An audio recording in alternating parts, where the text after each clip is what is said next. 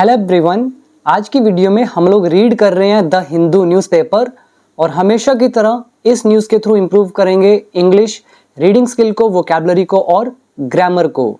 तो बिना डिले किए शुरू करते हैं आज की न्यूज़ को हेडलाइन के साथ।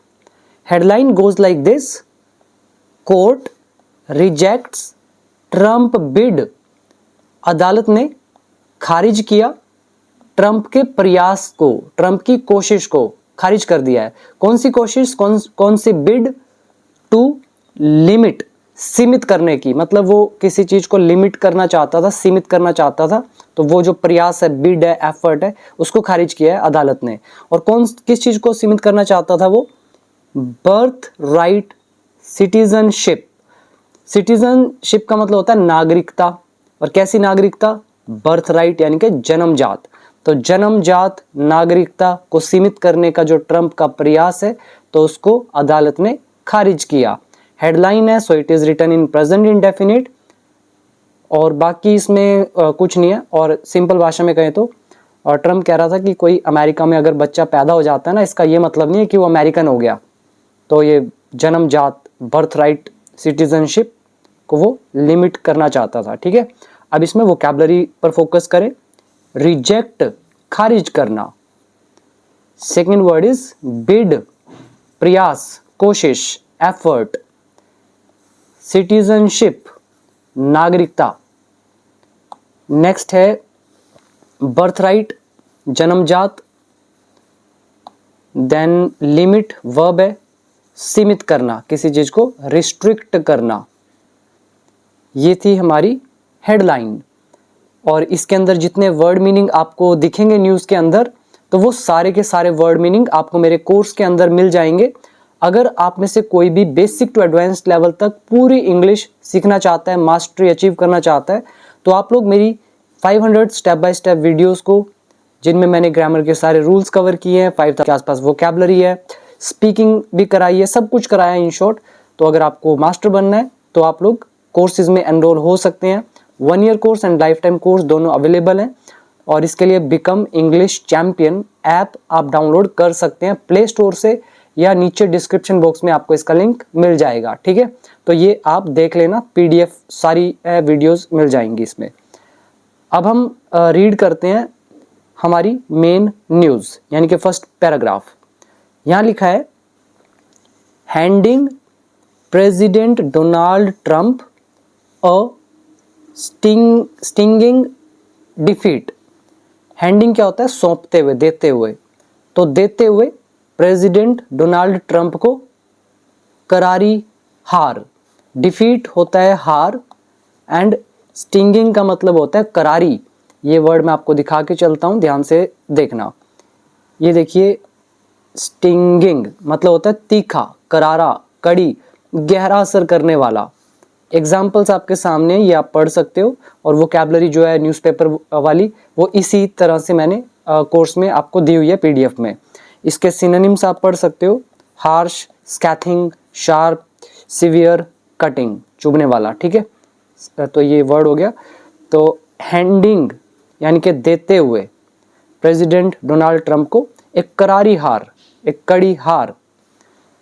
The US supreme court on Tuesday rejected.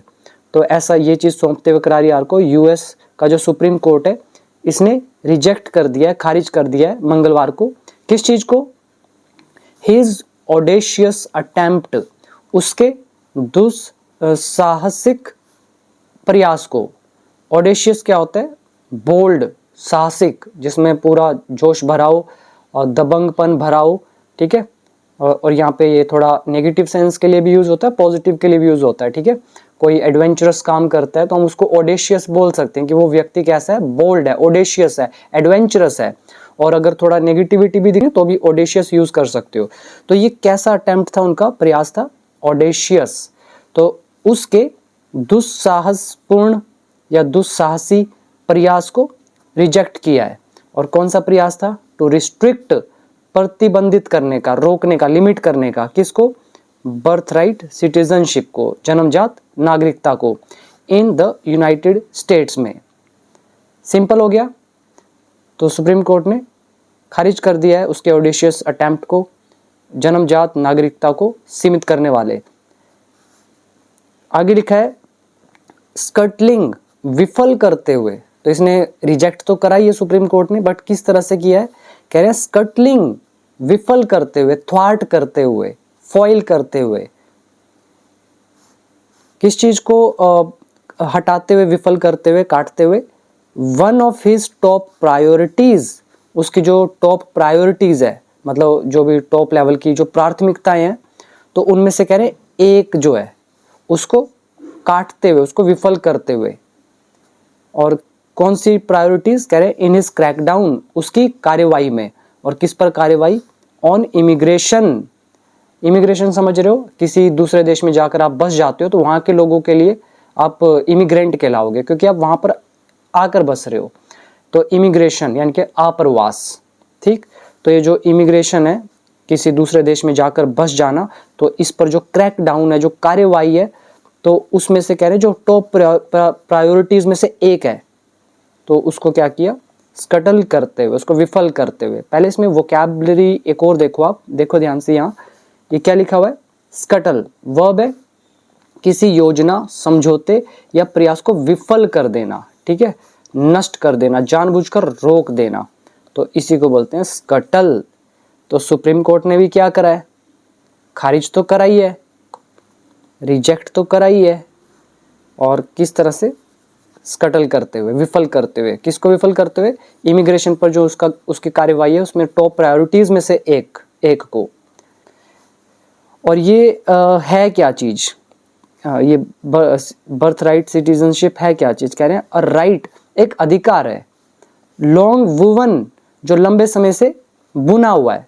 Weave क्या होता है? बुनना, जैसे वीव द वेब, जाल बुनना, तो उसका थर्ड फॉर्म क्या होता है? वुवन। तो लॉन्ग वुवन मतलब जो लंबे समय से बुना हुआ है, तो यहाँ पे वुवन एडजेक्टिव का काम करेगा। किसमें बुना हुआ है? इनटू द फैब्रिक, फैब्रिक में। फैब्रिक मतलब जो ताना बाना होता है उसमें बुना हुआ है। और किसका फैब्रिक? Of American society. अब आप इसका पूरा मतलब आराम से निकाल लेंगे। कह रहे हैं कि हैंडिंग करते हुए अ स्टिंगिंग डिफीट, एक करारी हार, प्रेसिडेंट डोनाल्ड ट्रंप को सुप्रीम कोर्ट ने रिजेक्ट करा। किसको? उसके दुस्साहसपूर्ण प्रयास को। कैसा प्रयास? रोकने का, प्रतिबंधित करने का, सीमित करने का, लिमिट करने का। किसको? बर्थराइट सिटीजनशिप को अमेरिका में, जो कि क्या था? एक अधिकार है, लंबे समय से जो बुना हुआ है ताने बाने में अमेरिकन सोसाइटी में। तो इसको रिजेक्ट किया। और किस तरह से? स्कटलिंग, विफल करते हुए उसकी टॉप प्रायोरिटीज में से एक को। और किस चीज में टॉप प्रायोरिटीज? क्रैकडाउन में, कार्यवाही में, इमिग्रेशन पर। तो ये था हमारा फर्स्ट पैराग्राफ। और इसमें टेंसेस की भी बात कर लेते हैं साथ के साथ। यहाँ पे देखो सब्जेक्ट आ गया, फिर रिजेक्टेड वर्ब की second form past indefinite active voice, और बस यही इसके अंदर है। बाकी वर्ड एक्सप्लेन मैंने कर दिए आपको। Now second paragraph. The 6-3 ruling marked the second time this year. कह रहे हैं जो 6-3 रूलिंग है, रूलिंग का मतलब यहाँ पे डिसीजन से है, फैसला, वर्डिक्ट। ये जो 3-6 की रूलिंग है, 3-6 का फैसला। वे 3-6 क्या चीज है? मतलब 6 जजेस पक्ष में थे, इनके फेवर में थे, और 3 जो थे वो फेवर में नहीं थे। 3 ने इनके पक्ष में वोट दिया और 3 ने नहीं दिया। मतलब 6 ने बोला कि भाई इसको हटाओ, खारिज करो, 3 ने बोला नहीं करना। तो ये जो 6-3 का डिसीजन है, तो ये दूसरी बार है इस साल that the court has invalidated, कि कोर्ट ने इसे अमान्य किया है। कोर्ट सब्जेक्ट हो गया, इनवैलिडेट होता है अमान्य कर देना, थर्ड फॉर्म में हैज लगा हुआ, प्रेजेंट परफेक्ट टेंस। तो कोर्ट ने अमान्य कर दिया है किस चीज को? A major Trump initiative, Trump के एक बड़े पहल को। तो इन शॉर्ट कहें तो इसका ये मतलब होता है, मार्क देखो यहाँ सेकंड फॉर्म हो गया, ये हमारा सब्जेक्ट हो गया। तो ये इस साल दूसरी बार है कि कोर्ट ने अमान्य करा है ट्रम्प के मेजर इनिशिएटिव को। इनिशिएटिव होता है पहल। फॉलोइंग, किस चीज के बाद? इट्स फेब्रुअरी डिसीजन, अपने फेब्रुअरी के फैसले के बाद। मतलब कोर्ट ने फेब्रुअरी में भी फैसला सुनाया था, तो उसके बाद ये कह रहे हैं, ये ये वाला रूलिंग मार्क करता है सेकेंड टाइम, ये दूसरी बार को दर्शाता है, दिखाता है। और फरवरी में कौन सा डिसीजन था? टू स्ट्राइक डाउन, हटाने का, किस चीज को? His sweeping global tariffs. Sweeping मतलब व्यापक, तो ये जो व्यापक वैश्विक टैरिफ्स हैं उसके, तो उनको स्ट्राइक डाउन करने का जो फरवरी का फैसला है, तो उसके फॉलोइंग, उसके बाद, तो ये 6-3 रूलिंग दर्शाता है, ये बताता है सेकेंड टाइम को इस साल की कोर्ट ने अमान्य कराया मेजर ट्रम्प इनिशिएटिव को। सिंपल, लैंग्वेज थोड़ी डिफिकल्ट होगी नो डाउट, बिकॉज ये हमारी जियोपॉलिटिकल न्यूज़ है, तो थोड़ा तो आपको समझदार बनना पड़ेगा। वोकैबुलरी पर आओ। रूलिंग का मतलब होता है सत्तारूढ़ी, जैसे रूलिंग पार्टी होती है, सत्तारूढ़ी पार्टी जिसका शासन चल रहा है, बट यहाँ पे रूलिंग नाउन का काम करेगा और सत्तारूढ़ी वहाँ पे एडजेक्टिव का काम करता है। तो यहाँ इसका मतलब है फैसला, डिसीजन। मार्क मतलब दर्शाना, दिखाना, इंगित करना, पॉइंट करना। इनवैलिडेट, किसी को अमान्य कर देना। देन इनिशिएटिव हो गया पहल। फॉलोइंग इसके बाद। स्ट्राइक डाउन, किसी चीज को हटा देना, विफल करना। स्वीपिंग मतलब व्यापक, बड़े पैमाने पर। ग्लोबल टैरिफ्स, वैश्विक शुल्क मतलब taxes. Now next paragraph. The जजेस upheld a lower court's decision. जजेस जो हैं उन्होंने बरकरार रखा, अपहेल्ड, अपहेल्ड होता है बरकरार रखना, मतलब बनाकर रखना, तो इन्होंने भी बनाकर रखा लोअर कोर्ट के फैसले को। और कौन सा फैसला? दैट ब्लॉक्ड, जिसने रोक दिया, mister Trump's executive order, mister Trump के एग्जीक्यूटिव ऑर्डर को। और कौन सा ऑर्डर था ये? डायरेक्टिंग, दिशा निर्देश देने वाला यूएस एजेंसीज को। और कैसा दिशा निर्देश देने वाला? Not to recognise the citizenship of children. कह रहे हैं कि आप मान्यता न दें, किस चीज को? सिटीजनशिप ऑफ चिल्ड्रन को। और कौन से बच्चे? बॉर्न, जो पैदा हुए हैं यूनाइटेड स्टेट्स में। इफ, अगर, तो कब मान्यता ना दें? कह रहे हैं if neither parent is an American citizen, अगर दोनों पेरेंट्स में से कोई भी एक अगर अमेरिकन सिटीजन नहीं है, मतलब मम्मी या डैडी, उनमें से अगर दोनों ही मतलब अमेरिकन सिटीजन नहीं है, तो आप नागरिकता ना दो। तो ये हमारा लेसन आ गया नाइदर प्लस सिंगुलर नाउन, यानी कि नाइदर ऑफ आइदर ऑफ का लेसन है, तो ये आपके सामने है। तो पूरा मतलब क्या हुआ? जजेस जो है इन्होंने बरकरार रखा है लोअर कोर्ट के आदेश को। और कैसा आदेश था? कह रहे हैं दैट ब्लॉक्ड, जिसने रोक दिया ट्रम्प के एग्जीक्यूटिव ऑर्डर को। कैसा ऑर्डर है ये? डायरेक्टिंग, दिशा निर्देश देने वाला यूएस एजेंसीज को नॉट टू रिकॉग्नाइज, क्या पहचान, मान्यता ना दे सिटीजनशिप ऑफ चिल्ड्रन की। और कौन से बच्चे? बॉर्न, जो पैदा हुए यूएस में। और कब? कह रहे हैं अगर उनमें से कोई भी पेरेंट्स अमेरिकन सिटीजन नहीं है, और या फिर लीगल परमानेंट रेजिडेंट नहीं है, यानी कि also called a green card holder, short कहे तो ग्रीन कार्ड होल्डर ना है, नहीं है। तो अब इसमें आपको कोई बड़ी चीज़ नहीं है याद करने की, सिर्फ यहाँ पर आपको एक चीज़ समझनी है, ये दैट जो कि है रिलेटिव प्रोनाउन यूज़ किया गया डिसीजन के लिए, ठीक है। के बाद नेक्स्ट पैराग्राफ, चैलेंजर्स टू।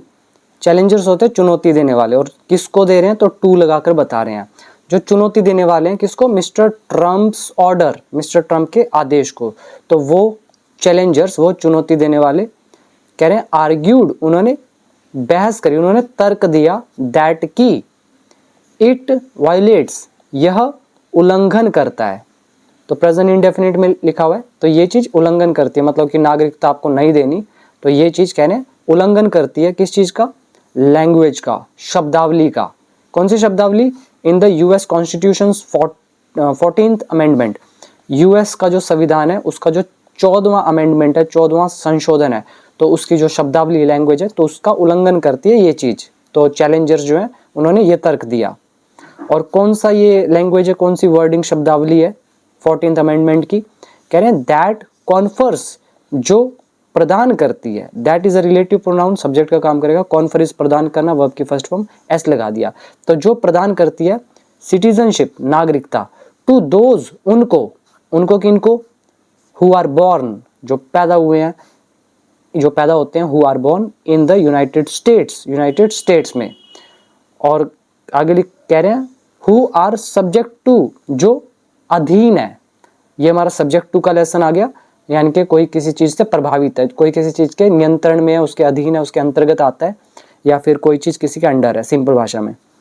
तो हु आर सब्जेक्ट टू, जो अधीन है, किसके अधीन है? द जुरिस्डिक्शन, अधिकार क्षेत्र के, कानूनी अधिकार क्षेत्र जो होता है, देयर ऑफ, उसके।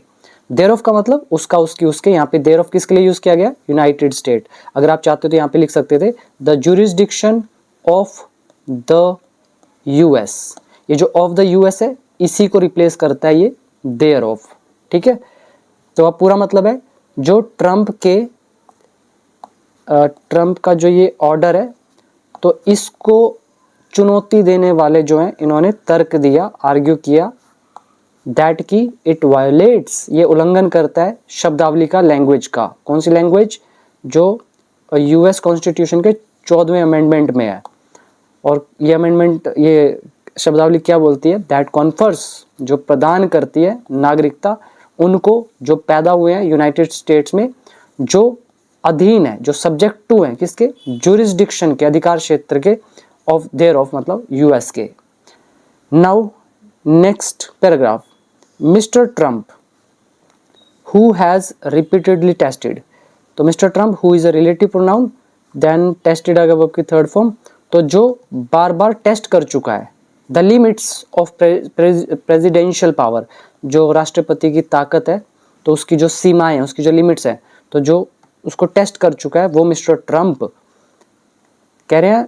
और कैसे टेस्ट कर चुका है? कह रहे हैं in domestic and foreign policy में, जो घरेलू और जो विदेशी नीति है, पॉलिसी है, तो इसमें ये प्रेसिडेंशियल पावर को मतलब कई बार टेस्ट कर चुका है।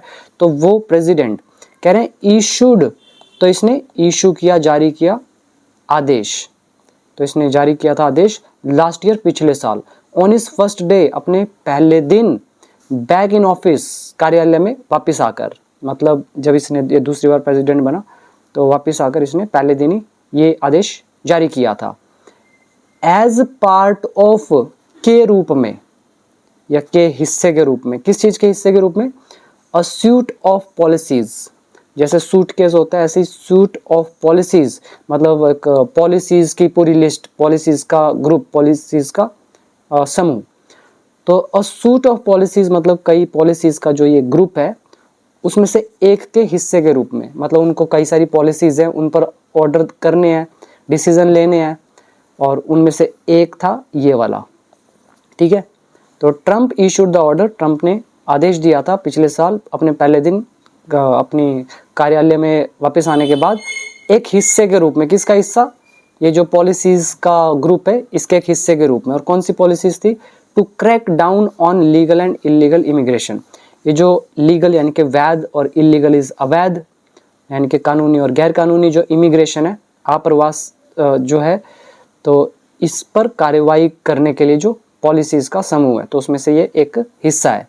तो क्रैकडाउन क्या होता है? कार्रवाई करना, मतलब सख्त कार्रवाई करना, ये एग्जैक्ट वर्ड है। अब आ जाओ वोकैबुलरी पर। क्रैकडाउन सख्त कार्रवाई करना, इमिग्रेशन आपका अप्रवासन हो गया, किसी देश में जाकर बस जाना, आकर बस जाना। फिर याद कर लोगे लीगल वैध या कानूनी, इलीगल अवैध, गैर कानूनी। इशू द ऑर्डर कोई आदेश जारी करना, डोमेस्टिक घरेलू, फॉरेन पॉलिसी विदेशी नीति। सिंपल हो गया। और इन शॉर्ट कहें तो ट्रम्प ने आदेश जारी किया था जैसे ही वो दोबारा से अपनी कार्यालय में आए थे पहले ही दिन, और एक हिस्से के रूप में पॉलिसीज के समूह के, मतलब उस पूरी लिस्ट में से एक छोटा सा पार्ट था ये। और कौन सी पॉलिसीज? जो कार्रवाई करने की पॉलिसीज हैं लीगल और इलीगल इमिग्रेशन पर, ठीक है। तो मैंने जैसा पहले का, लैंग्वेज थोड़ी सी डिफिकल्ट होगी बट आपको समझना तो पड़ेगा। Next is critics have accused, जो समीक्षक हैं, क्रिटिक्स कौन होते हैं? समीक्षक। अब देखो जैसे मैं हिंदी बोलता हूँ, आवंटन, समीक्षक, कार्यवाही, अधिकार क्षेत्र, अधीन, इस तरह की मैं हिंदी यूज करता हूँ। देखो मुझे भी नहीं हिंदी आती थी इतनी डीप वाली, नॉर्मली आती थी जो हम सब लोग बोलते हैं। अब ये हिंदी मुझे कैसे आती है? क्योंकि मैंने न्यूज़ को बार बार पढ़ा है और मैं कितनी टाइम से पढ़ा रहा हूँ, तो ये हिंदी मेरे लिए बड़ी नॉर्मल है। तो मैं तो आपको बोल देता हूँ, जैसे मैंने क्रिटिक्स बोला, समीक्षक, जो समीक्षक हैं हैव अक्यूज्ड, उन्होंने आरोप लगाया है। अब मैंने तो बोल दिया, अब आपको पता नहीं समीक्षक समझ में आया कि नहीं आया। सिंपल भाषा में कौन होता है? आलोचक, जो कड़ी आलोचना करते हैं किसी के, मतलब कमी पेशी निकालते रहते हैं व्यक्ति में, या कोई मूवी है, कोई बुक है, कुछ भी हो सकता है। तो जो बोलते हैं हाँ ये इसमें ठीक है, हाँ ये इसमें बेकार चीज़ है, तो इनको समीक्षक बोलते हैं, आलोचक बोलते हैं, क्रिटिक्स बोलते हैं। ठीक है, तो ये हिंदी तो मैं बोलता ही रहूँगा, आपके सामने आएगी तो आप बार बार सुनते चले जाएं, जितनी बार रिपीट होगा स्ट्रॉन्ग हो जाएगा। ठीक, तो क्रिटिक्स हैव अक्यूज्ड, समीक्षकों ने दोष लगाया है, आरोप लगाया है द रिपब्लिकन प्रेसिडेंट, मतलब डोनाल्ड ट्रंप पर, ऑफ किस चीज़ का? रेशियल एंड रिलीजियस डिस्क्रिमिनेशन का। रेशियल होता है नस्लीय, नस्ल के आधार पे, रिलीजियस इज धार्मिक, और डिस्क्रिमिनेशन मतलब भेदभाव, कि ये तो नस्ल के आधार पे और धर्म के आधार पर भेदभाव कर रहा है। तो समीक्षकों ने यह आरोप लगाया है। और किस चीज़ में डिस्क्रिमिनेशन? इन हिज अप्रोच, अपने रवैये में, अपने दृष्टिकोण में, और किसके प्रति? टू इमिग्रेशन, इमिग्रेशन के प्रति। ठीक है, इमिग्रेशन को लेकर। Next is the supreme court ways in on, जो सुप्रीम कोर्ट है इसने फैसला सुनाया, मतलब फैसला सुनाता है। वे इन ऑन मतलब किसी चीज पर राय देना। जब कोर्ट की बात आती है तो जब कोर्ट फैसला देता है, अपनी तरफ से कोई राय देता है, तब भी हम यूज करते हैं वे इन। तो सुप्रीम कोर्ट जो है वेज इन, तो उसने अपनी राय दी, अपना फैसला सुनाया, मतलब ये फैसला सुनाते हैं। ऑन किस चीज पर? व्हाट इट मीन्स, इसका क्या मतलब होता है? टू बी, होने का, एंड अमेरिकन सिटीजन, अमेरिकी नागरिक, मतलब अमेरिकी नागरिक कौन है, उसका क्या मतलब होता है। तो इस चीज पर सुप्रीम कोर्ट ने अपना फैसला देती है। Just ahead of the July 4 holiday, 4 जुलाई की जो छुट्टी है उससे जस्ट पहले, जस्ट अहेड मतलब होता है जस्ट पहले, तो 4 जुलाई की छुट्टी से जस्ट पहले ये अपना फैसला देती है कि अमेरिकन सिटीजन का मतलब क्या होता है। और 4 जुलाई कौन सा? व्हेन, जब the United states marks the 250th anniversary of its founding, मतलब इनकी जो फाउंडिंग है, इनकी जो स्थापना है, तो उसका आई थिंक 250th वर्षगांठ है, तो ये मार्क करती है। ठीक है, मतलब 4 तारीख जो है ये वो समय है जब यूएस को 250 साल हो जाएंगे इसकी फाउंडेशन को, इसकी स्थापना को। तो उससे जस्ट पहले सुप्रीम कोर्ट अपनी राय देती है, फैसला देती है कि अमेरिकन सिटीजन का क्या मतलब है। ठीक, अब यहाँ पर आप आ जाओ वोकैबुलरी पर। पहला, वेज इन ऑन, किसी चीज पर राय देना, किसी चीज पर फैसला सुनाना। जस्ट अहेड ऑफ समथिंग, किसी चीज से जस्ट पहले। फाउंडिंग इज स्थापना। मार्क इज दर्शाना, बताना। देन एनिवर्सरी इज वर्षगांठ। इट मीन्स, इसका मतलब होता है प्रेजेंट इंडेफिनिट।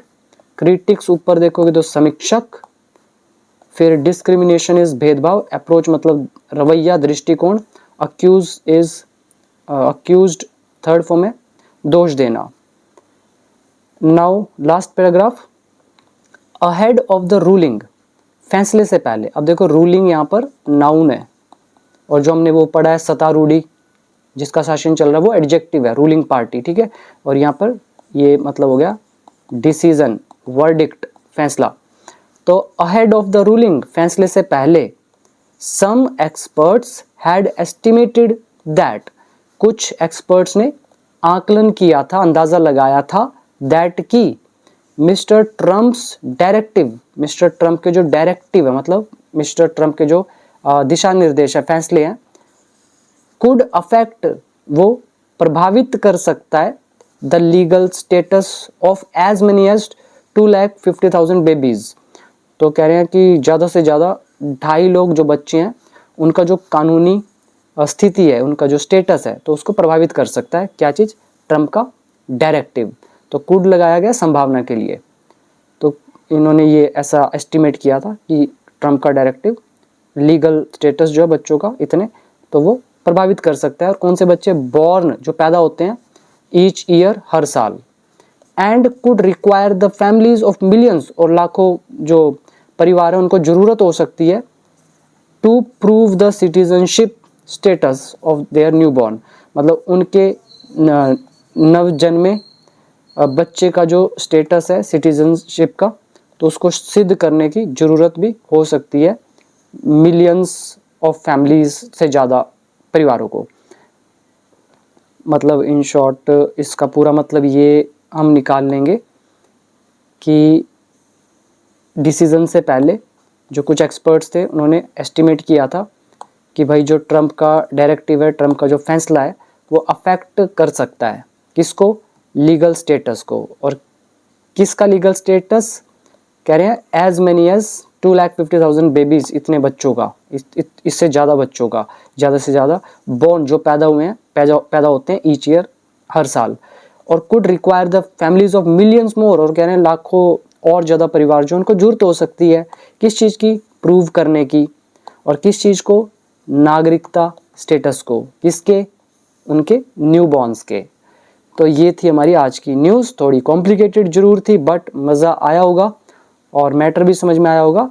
बाकी अब आप चाहो तो बिकम इंग्लिश चैंपियन ऐप को डाउनलोड करके कंप्लीट इंग्लिश सीख सकते हो। और मेरी बात मानिएगा, पहले रूल्स पर काम करो, फिर आप लोग स्पीकिंग पर काम करोगे, फिर लास्ट में आप न्यूज़पेपर पढ़ना शुरू करो। न्यूज़पेपर मैं कभी भी बिगिनर को, इंटरमीडिएट लेवल वाले को रिकमेंड नहीं करता हूँ, क्योंकि न्यूज़पेपर थोड़ा डिफ़िकल्ट लेवल तक चला जाता है। अगर आप बेसिक लेवल पे बैठे हो तो आपको न्यूज़पेपर समझ आ ही नहीं सकता है, संभव ही नहीं है। तो मैं कई लोगों के कमेंट देखता हूँ, उनको प्रेजेंट इंडेफिनिट तक नहीं आता, उनको इज़-एम-आर तक यूज़ करना नहीं आता, और वो इस लेवल की न्यूज़ देखते हैं। तो सीधे सा आपको जवाब मैं दे रहा हूँ कि आप चाहे 5 साल भी ऐसे पढ़ते रहो, आपको इंग्लिश नहीं आने वाली। थोड़ा कड़वा है, आई नो, बट मैं हकीकत बोल रहा हूँ। सच तो हमेशा कड़वा होता है। अब पता नहीं आपको समझ में आएगी मेरी बात या नहीं, बाकी जैसा आपको ठीक लगे आप डिसीजन ले सकते हो। तो आज के लिए इतना ही, थैंक यू सो मच। और ऐप का लिंक नीचे डिस्क्रिप्शन बॉक्स में गिवन है।